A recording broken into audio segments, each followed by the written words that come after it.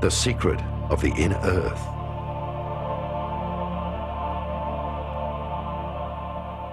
Like the human being, the planet itself also has dimensions.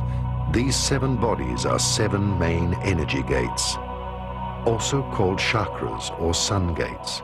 They are the activation gates. The masters of Lemuria and Atlantis knew about the main geomantic energy vortices. With the help of extraterrestrial technology and levitation, they built large pyramids onto these centers of energy. Therefore, pyramids around the world stand on these gates of energy in order to mark the power centers.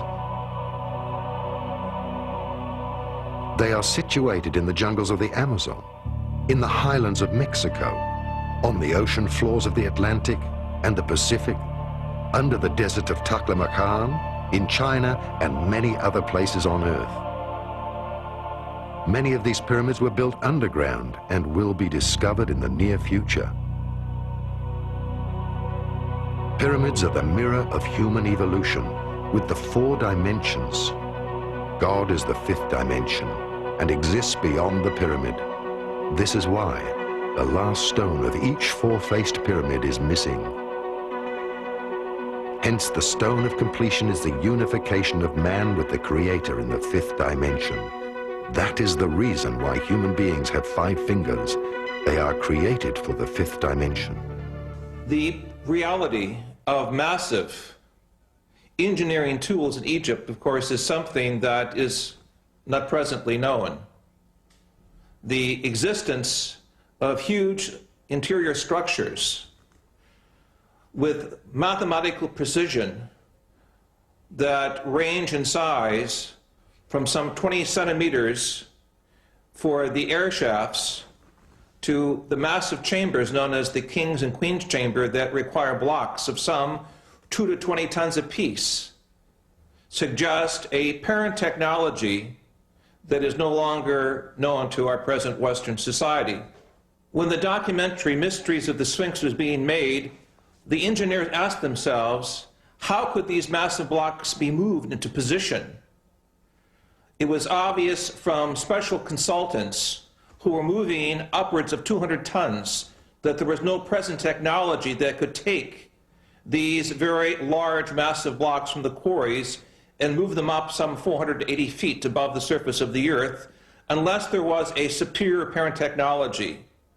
In talking with specialists in hypersonic vibrations in New York and Chicago, it was suggested that a type of vibratory source, perhaps a quarter of a mile in length, would have to be necessary as some airborne platform that would require the vibratory mechanisms necessary to move these large blocks into place. Certainly, our use of certain sound techniques inside the chambers show that the Great Pyramid is a type of vibratory laser, and if it can be activated properly, in my interpretation, could allow us to understand how certain sound structures can move massive blocks of stone. The high priests used the pyramids as initiation temples because the energy inside the pyramids was so powerful that students or neophytes, through meditation, were carried into a different dimension of consciousness.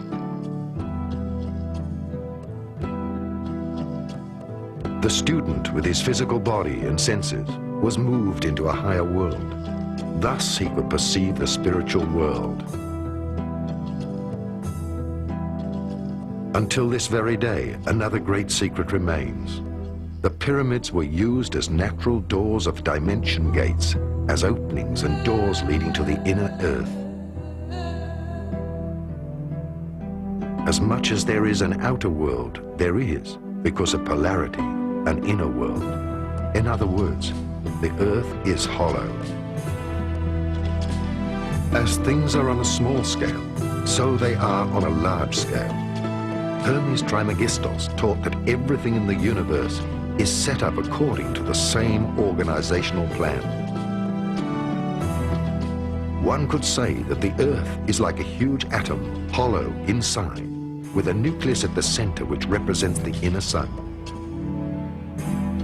Just as we humans do not see the outer curve of the globe, one is not able to perceive the inner curve when entering Hypereia, the legendary lost crystal cities of Agartha.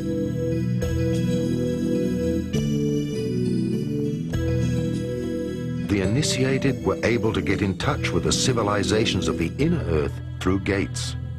Until the sinking of Atlantis, this was general knowledge.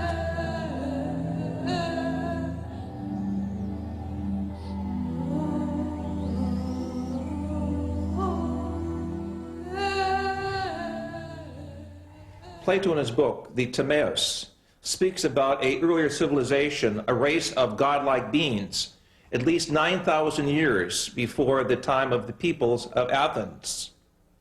He also speaks of how the great historian Solon refers to Egypt as a colony of Atlantis.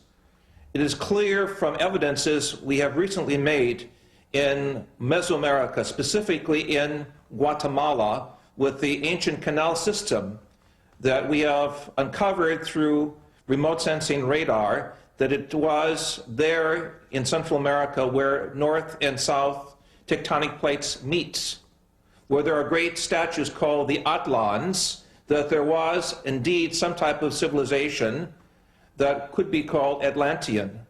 Clearly the evidence is in Egypt of great structures beneath the sands of Giza, as well as the evidences of great structures beneath Gobi in the Far East, suggest that Atlantean models of higher intelligence were over the Earth at a much earlier historic period, suggesting that Atlantis was a type of civilization rather than a specific place of people, technology, worship, and belief.